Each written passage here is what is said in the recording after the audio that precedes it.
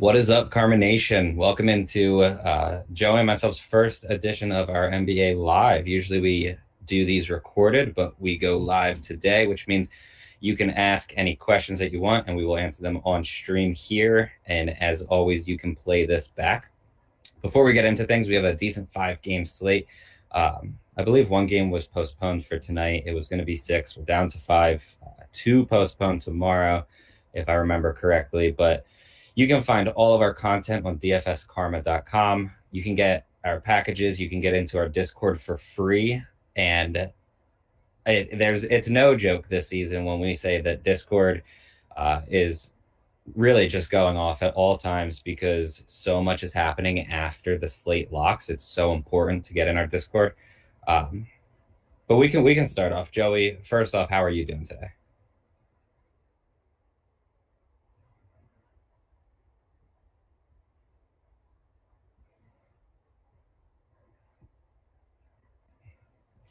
We have a less than thrilling 5-game slate, I would say. There's still plenty to do, and people are going to make the wrong pivots. They're going to make the wrong moves. So you still have to be really sharp. But there are 2 teams, the Houston Rockets. Joey, are you muted? Someone said they can't hear you. We'll get Joey's technical issues figured out here. All right, that's all right. Now I'm good. Can you guys hear him now? Just let me know in the chat.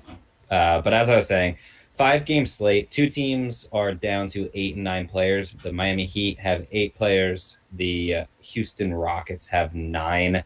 All right, you're good to go. So we can just keep going.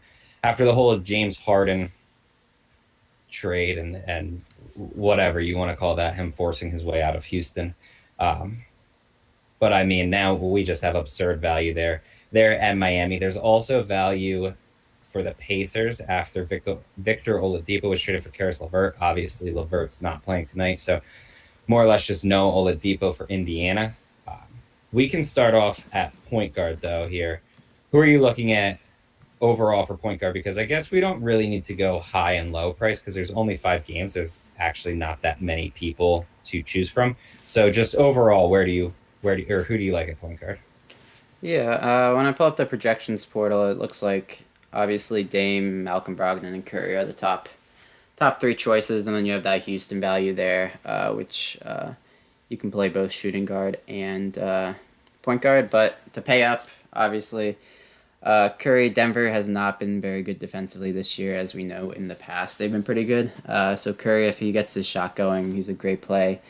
And then you got Lillard right there at 9-3, coming off a 71-point game. He has one of the highest ceilings on the slate, and with all that value, you can easily pay up for him there. So I love both Curry and Lillard for my pay-ups. I'm fading Ben Simmons. You got a interesting game against Miami, but there's definitely blowout risk. The game was 137 to 134 last time, so all these guys saw tons of fantasy points. But I'm not expecting little defense like we saw last time, and Miami was scoring like crazy. But yeah, I'm probably gonna be fading him at the higher price just because blowout narrative.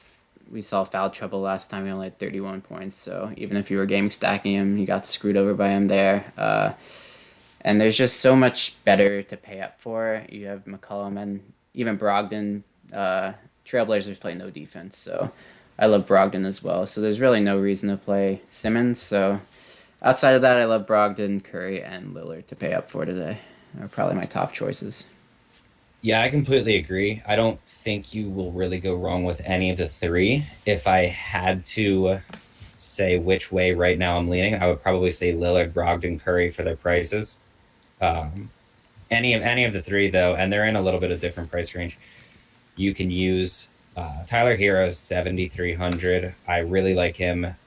Personally, I don't think that he's really going to be limited by a blowout. So, like, the Ben Simmons factor doesn't really bother me because they, 1, don't have a lot of players, and 2, Hero's super young. They just want to get him minutes anyway.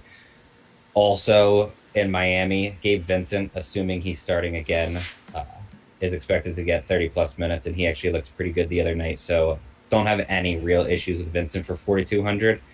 Two tournament options in the mid tier that I'm looking at are Devonte Graham, who I really like at 6,000. It's weird that his price is so low, but he never gets the ownership because LaMelo Ball is kind of the guy that everyone wants to watch for Charlotte. So most people don't go down to Graham, even though he's significantly cheaper. And then I would consider Shake Milton as well. Not a guy that I'm 100% looking to really even use too much of. But if you're running a bunch of lineups, I do think he's fine. And I think he's more or less safe from the blowouts because I feel like Simmons would probably get pulled and they would give Milton backup point guard run. So at 5,200, I do think that Milton is fine, and even in a close game, because I think he's going to get the minutes with Seth Curry out. Is there anyone else that you're looking at for point guard at any price range?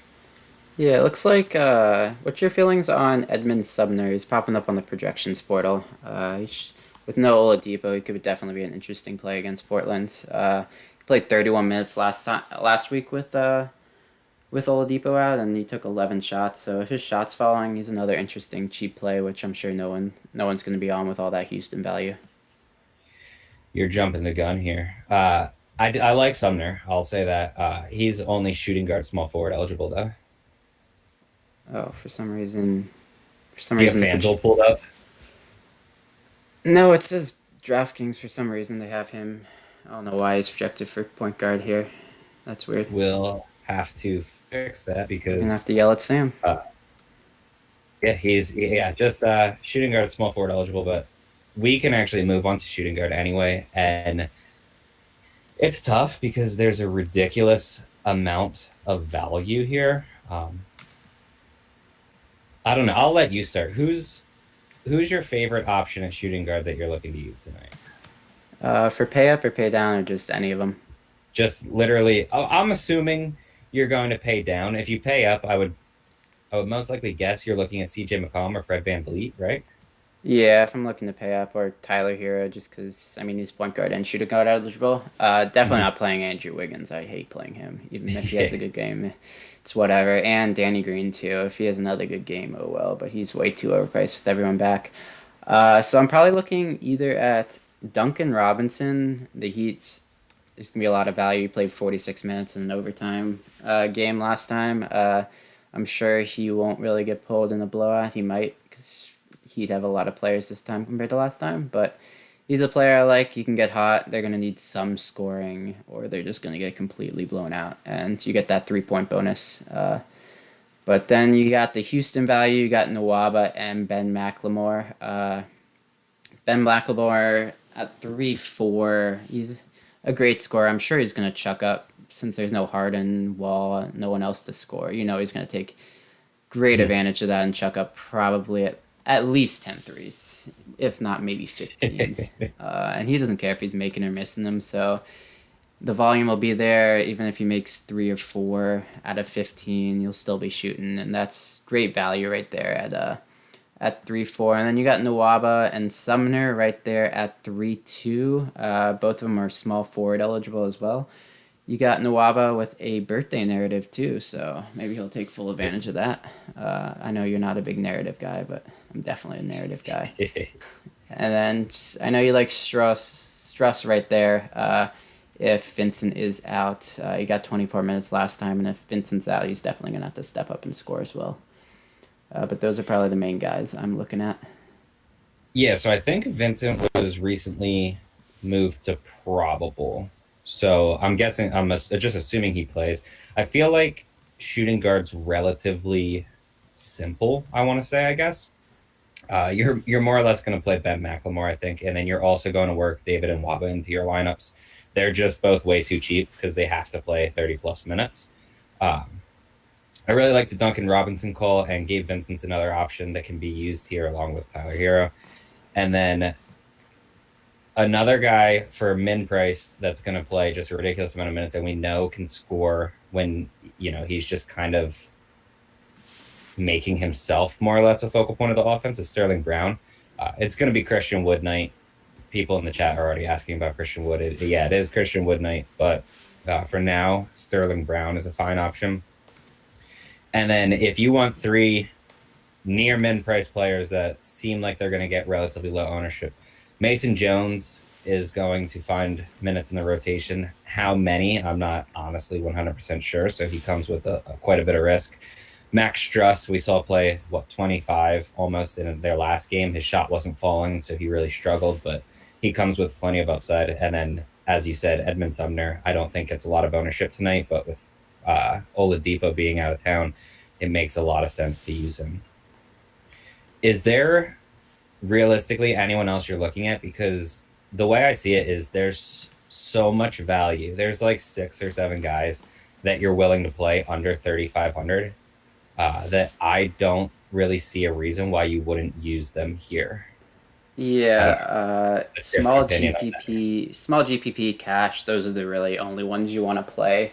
There's no reason to get off of them, but maybe if you're in like 100 max, playing with like 100,000 people, Gary Trent, an interesting play. He's been getting minutes, and he's pretty good at scoring as well. So if his shot's falling, we saw last time he got 30 points. 30 DK points. So if his shot's falling, no one's going to play him because of all the other value. But just because that game was a shootout, which I'm not expecting the Indy Portland game to be a shootout, but he's an interesting play if his 3 point shot's on. But I probably can't play him over any of these other Miami or Houston values because I only play 1 or 2 lineups, so I'm definitely not going to play him. But maybe if I played 150 max or I'm using the optimizer, I'd throw maybe in 1 or 2% just to have somebody, just in case the Houston value only gets to 20, because I don't expect at least 50 to 60% of that value today is going to hit 7 or 8x definitely. So it's tough to Yeah. fade those guys. If we move to small forward, man, I'll just quick tell you what I'm going to do because I feel like this is very obvious for me. You're either going to play, most likely, you're going to play David Nwaba. After him, probably Sterling Brown, and then after him, Edmund Sumner. Those are more or less the three options you're going to use a small forward, and then you're going to move along because the position is just so gross, honestly. I think that you can make an argument in tournaments to spend up on DeMar DeRozan or Gordon Hayward because quite literally no one is going to be doing that. Uh, but what's your take, assuming honestly that we're just going to lock in any of Nwaba, Brown, or Sumner here? Yeah, I mean that's interesting playing DeRozan. He's definitely just a tournament play, just because maybe you want something on the other side, on the San Antonio side, just because you're playing so much Houston. Houston's probably not going to play much defense. What is it, a 7 point spread? So they're not projecting a complete blowout. And DeRozan's his assists have been way up. His peripherals just way up compared to years past. So he's definitely an interesting player. At only 8,000, he can get you 40 to 50 fantasy points in payoff value. But yeah, no one's gonna play him. No one's gonna play Hayward. I'm not gonna play Hayward. I mean, he can drop 30 to 40 real points in any game, but it's just someone I don't want to play. Just because whenever I played him, he just like Danny Green. Whenever I play him, he's getting just 2x for me. I think I played him against Dallas when he went 4 for 16. Yeah, I've played Hayward a few times this And year, then, and every time it's been bad. yep, and then Atlanta as well when he went 6 for 14 and got 20 fantasy points. Those are my two experiences with Hayward. So I'm just maybe he's going to be out today. He's questionable. It looks like. So maybe we'll get lucky and we don't even have to worry about him at all. And maybe there'll be more value. But yeah, there's no one else I really want to play. Yeah, that's probably it. Just that value, Houston value. You can play shooting guard, small forward. So there's a lot of players that you can just throw in there that we talked about in the shooting guard role as well. Yep. So before we move to power forward, someone asked on the projection tool, what's more important, value or projected points? Generally, I start my lineups with value because that's more or less where you're getting the salary relief. And then after you've basically taken the value that you want, you can use the points to fill out the rest of your lineup because you have um, more leeway with your salary. Yeah, that's the same with me. I'll go value first. And then I'll be looking at the raw points. Just like on a slate like this, you're looking for those low price guys, but then you're gonna look for those studs that, and you got to compare what they're projected for, just projected points wise instead of value, because you're Yep. just gonna have so much money to spend up for after you get 4 or 5 of those 3,000 to 4,000 players. Once you get the ridiculous ones. Yeah. So moving to power forward, what are you looking at here? Because this is one of the positions where I feel like we're actually going to have to kind of make a choice of what you want to do because there's guys in basically every price range that are really good options in my opinion. So who are you looking at for power forward? Yeah, I'll probably lock in Christian Wood. 7-7, just one of the best value plays according to the projection portal today. He'll, We really need to get that fixed because Wood's center only. of course. Yeah. So let's see. Of course, I was just looking at that. Let's see. So we got. Oh, Sabonis is. Did Sabonis even pull up? Yeah, Yes, bonus to Sabonis. power forward. Yeah, Sabonis isn't pulling up on the projections portal either for some reason. So, yeah. So I'll be paying up. You got Siakam right there. You got Sabonis at the top. Charlotte, not the best defensive team. I think they've been shutting people down. I believe on the pick and roll, which I don't believe Siakam's mainly doing. So he got what, a triple double last time, and he's flirted with a lot of assists a couple times, and then he's gotten 8 plus 3 different times. But then the other games he's just getting 3 or less. So I love Siakam to pay up for. I love Sabonis. Sabonis is probably my favorite pay up spot. You can play him at center or power forward. He's a stat sheet stuffer. He flirts with triple doubles every once in a while. And especially with no Oladipo, there's going to be a lot of usage to go around there. And then you got, is Draymond Green? Yeah, Draymond Green's a power forward. I love Draymond Green. He's been overlooked the past couple slates, and he's flirted with a triple double. Curry's assist numbers have gone down once Draymond's came back because Draymond's handling the ball some more. So if he's able to get you that double double triple bonus, 1.5 or 3 points, that's just really gonna push you above a bunch of other people. With 1 to 3 points is really going to separate you on such a chalky slate. So he's definitely a good play there. And then the first round pick for Miami, Precious. He got 36 minutes last game, and I'm sure he'll probably play a blowout just because he was a first round pick and might as well play your young guys. So he'll get to start and play blowout minutes. So I assume he plays 30 plus minutes pretty easily there. But that's probably the main guys I'll be looking at today. Yeah, I agree for the most part. I think if I'm spending up, it's going to be Sabonis. He just is one of the top options on the entire slate, so I have no issues whatsoever there. The other options that are a little bit higher priced is Pascal Siakam that you talked about. If you're going more towards the mid, I think Chris Boucher is 100% fine. He's finally getting more minutes as Toronto realizes that it's very clear he should be playing. And Kelly Olynyk is up to 6,400, but he's likely to be locked into big minutes. So I don't have any issues whatsoever with Olynyk if you want to use him. And then spending down, Precious is the top option for me, but I also think that you can use either PJ Tucker at 3,800 or Jayshawn Tate at 3,300.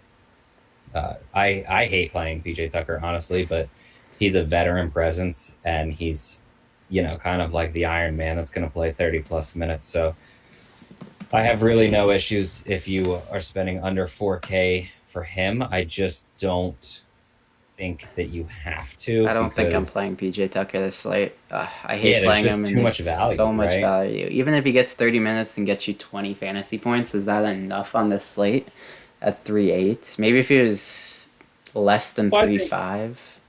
I think there it's reasonable, honestly, for him to have closer to a ceiling game, which we saw him uh, earlier in the bubble. He posted like 40 plus in a game. I think it could be reasonable because I would anticipate they let him handle the ball more without a true point guard playing tonight. Uh, I think that Christian Wood's going to do a lot of the handling, but I also think that PJ Tucker is going to get a little more than he usually does. So I wouldn't be overly shocked if he had closer to a ceiling game. Uh, And Yeah. at 30, he does have the 40-point upside. So Yeah, I'd prefer more if DeMarcus Cousins was also out, just because I feel like there's less guards for Houston and more bigs, so they could end up like giving them all 30 minutes, especially if it gets a little bit of a blowout. But it isn't just one of those other guys I just hate playing, but I might end up with him, but I'm oh, not don't gonna get me like it. wrong. I don't want to play VJ Tucker. And I'll agree with your Draymond Green. I think Green's a really good call. He's way too cheap for a guy that has triple double potential. And if you watched in his last two games where he dropped 30 plus fantasy points, his usage rating is finally back around 15%, which is much closer to his career average versus he was at like 9% through the first few games. So it feels like they were just kind of trying to get him back into it. Now he's in the full swing of things. But center, I mean, it's easy. You're playing Christian Wood, and that's basically where you're going at the position. You know what I mean? Or It sucks is that he's there not anyone power that you play forward. over him? I wish he was power forward, so I'm gonna have to. I'm probably gonna end up playing Jokic and Christian Wood together, which is really unfortunate that he's not power forward eligible anymore. Because I really want to play Jokic again. Because 11, I normally wouldn't play like Jokic with at 11K, especially with Embiid right there at 10K. But with all the value, I'm probably gonna end up spending up for Jokic because he has that triple double upside as well, and he's probably the only one who's really gonna get you 70 plus. If I know Embiid got what 80, 82 last game, but played 40 minutes, not even expecting 30 minutes from Embiid. Just I'm expecting him not to play the final 5 minutes of the game. Um, and then you got Sabonis there. He got you 70 the other night, or 61 in a ceiling game. So I'm probably gonna end up playing Wood as my center and Jokic at my utility, just getting those raw points. I think the projections portal has Jokic projected for the most points on the slate, I believe. So really helpful to get those raw points, even though Embiid's the better value for the karma value. You definitely want that extra 4 to 5 points projections that you're getting for that extra $1,000. But then you also have DeMarcus Cousins, which I'm not expecting to get a ton of run, but it's a short rotation for the Houston Rockets, so he could definitely get a lot of run. And then you have Kelly Olynyk. He got priced up to 6'4", but I'm a little nervous about the blowout. He's projected for a lot of points, but I don't think I can play him at 6'4", just because of that blowout risk. I'm not sure if he's going to end up playing. Do they have a backup center that's going to go? In the blowout, I would Silva. I would assume just Precious will play center if they bench Olynyk. Is Myers Leonard playing? Oh, no, he's doubtful for the day. So yeah. Chris Silva could also get a few minutes, but he played 16 in his last game, and I would highly doubt he gets that.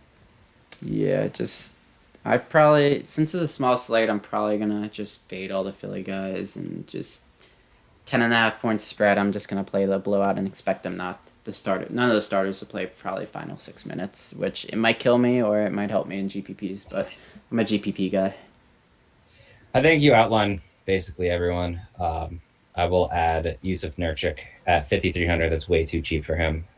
It looks like he's going to be playing around 30 minutes again, and if that's the case, just tremendous upside for his price tag. And then I'm okay with Miles Turner, not my favorite option, but I do think there's merit to playing him at only 6,600 for his ceiling. That's strictly tournaments, though. Yeah. What's your thoughts on Wiseman? You like him at all? Uh, Just to guard I like Jokic. him as a player. I think he's going to be really good, but like right now, no, it would. I can't imagine playing him on this slate specifically with all the value. Like, there's just no reason, especially with how many guys are just elite values at center. Yeah. There's just no reason I don't think to play him. Yeah, it's just tough because probably my favorite plays are at center. I wish you could. I wish some more were power forward eligible, but Mhm. I'll probably be end up playing two centers this slate definitely. So no reason to go to Wiseman, that's for sure. But he's an interesting 150 max tournament play as well. Yeah, I agree. I think probably just a two center slate because Wood is so good, and then Jokic and Nurkic are both really good options as well. And then that's not even including like any other center eligible guys that you can also play a power forward. Um, so I mean, it's a big man slate honestly because there's so much value at guard in my Yeah, opinion. definitely. Yeah. See, and then who would you? What's your favorite game stack today? Besides that chalky Miami and Houston games. Excluding Miami and Houston, Yeah, excluding Port- those two. So I Portland, guess Indiana. I think yeah, it's. I don't even think it's that close because you can just play Brogdon, Sabonis, and then you can even bring it back with like Nurkic, Lillard, McCollum if you want to, Miles Turner. All of them, I think, are really good plays. yeah, I definitely agree with that. You can stack those four guys, four pay up spots there, and then just easily fit them with all the other value there. But yeah.